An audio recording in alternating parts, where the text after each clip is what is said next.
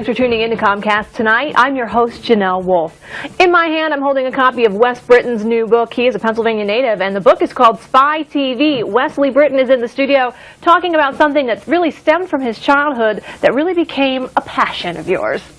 Yeah, that's a fair statement. Hi, Welcome how are to the you? show. Thank you very much. How did you get the idea for this book? I know that you watched a lot of these shows when you were a kid. I think I came to a point in my life just a few years ago where I'd been writing a lot of scholarly things, book reviews, poetry, short things, and I wanted to write a book. And I decided after kind of pursuing some kind of heavy-duty academic types of things, I wanted to do one for fun. And it dawned on me, I've got a basement full of books and tapes and magazines, comic books, lunch boxes, all kinds of things from that era. Well, the research is already here. Why not write something about Spy TV? And much to delight, I discovered nobody else had written it. So I had the opportunity to do something that a lot of people have been waiting for a long time, and I enjoyed it very much. Something kind of unique about your particular situation, you did much of your research for this book not really being able to see the Spy TV shows that you were writing about. Can you explain that? Well, sure, yeah. I have a progressive eye disease that's called retinitis pigmentosa that erodes your sight over time. During the 1970s, it kind of first manifested itself. I could still see a TV screen at that point, but I was starting to lose being able to see movie screens. During the 80s and 90s, I was able to sit up to the TV kind of close and look at certain things, but I wasn't watching much TV in that particular era. But for a large percentage of the shows that are in here, especially the shows of the 60s that are the kind of the heart of the book, I remember vividly.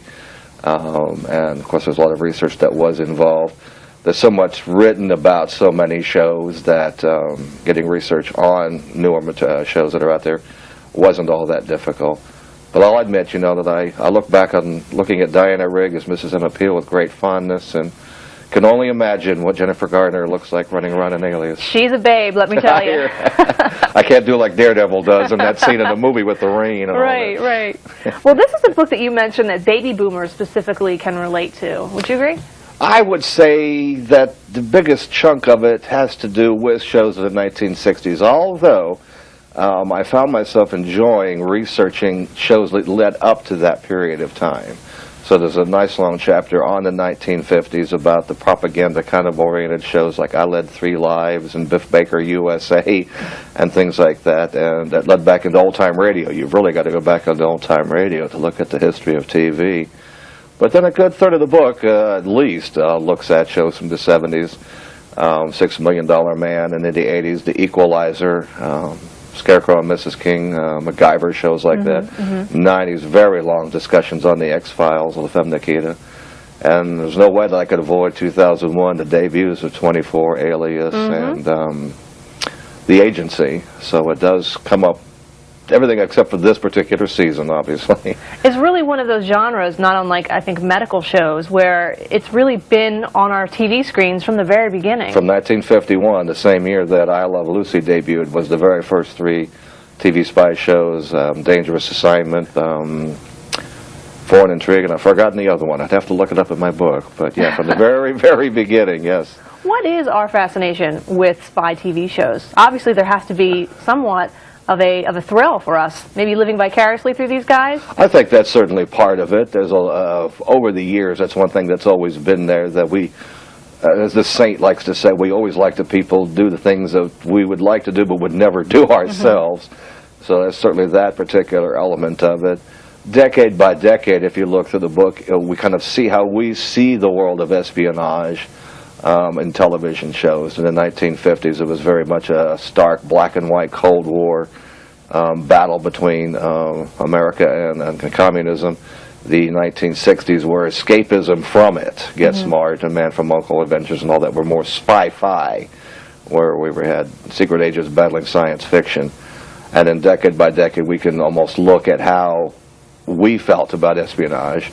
In the 80s, for example, The Equalizer, the Cold War is over, and he's feeling kind of like, hey, I've lost my life in this battle, now I need to kind of atone for it. You mentioned that's part of it, black and white roles, but I mean black and white roles quite literally when it comes to the roles that African Americans were suddenly allowed to have on these shows. That is one of the most important things I think that espionage contributed to television, is the fact that especially in the 1960s, espionage was a genre in which characters, well, the African Americans or women for that matter, could do things they could not do in other situations.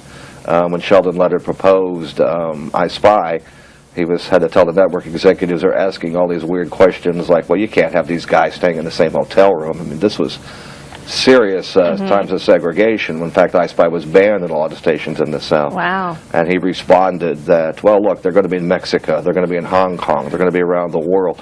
They're going to be in situations where it wouldn't be encountering the kinds of problems that they would if they were here in America. So they wouldn't be on American soil, so it was somehow okay. Yeah, certainly. Yeah, they'd be. There would be one of my favorite moments was reading from a critic about where Bill Cosby in I Spy could be seen walking through Athens, where you had for the first time an African American showing that he was doing something positive on behalf of the United States of America. Well, that you couldn't see in a Western of that era, and the roles for women were ordinarily secretaries, they were ordinarily housewives, often ornamental admirers of male superiority, that kind of thing. But in espionage television shows, they could be out there as partners for their men, or with their men, I should say, in shows like Mission Impossible and The Avengers, and even Don't Get Smart, where 99 was clearly smarter than her bumbling partner, and was one of the first television role models for women. And that's what Barbara Feldon's reported. She's heard for years that she was a role model, and that was because she was in a type of TV show was kind of almost like little mini movies where they were all over the world rather than being in a kitchen or in a living room or... You got to dream a little. Very much so. Yeah. Yes, a lot of that fantasy was in there. Well, we're almost out of time, but quickly, where can people get your book and why should they buy it? Well, you can get it at Amazon.com or you can go to the Greenwood Publishing Group's website. It's available there. If you'd like an autographed copy, the International Spy Museum has a number of them there.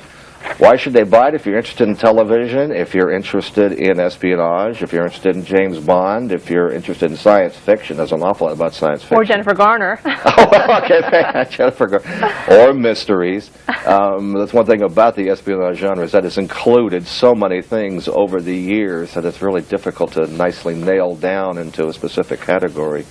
So if you're interested in a lot of different things, then there's probably something for you in spy television. All right, Wes, thanks for being here. Thank you. And here's that information one more time. The book is called Spy Television. You can get it at greenwood.com or by calling this number, 800-225-5800.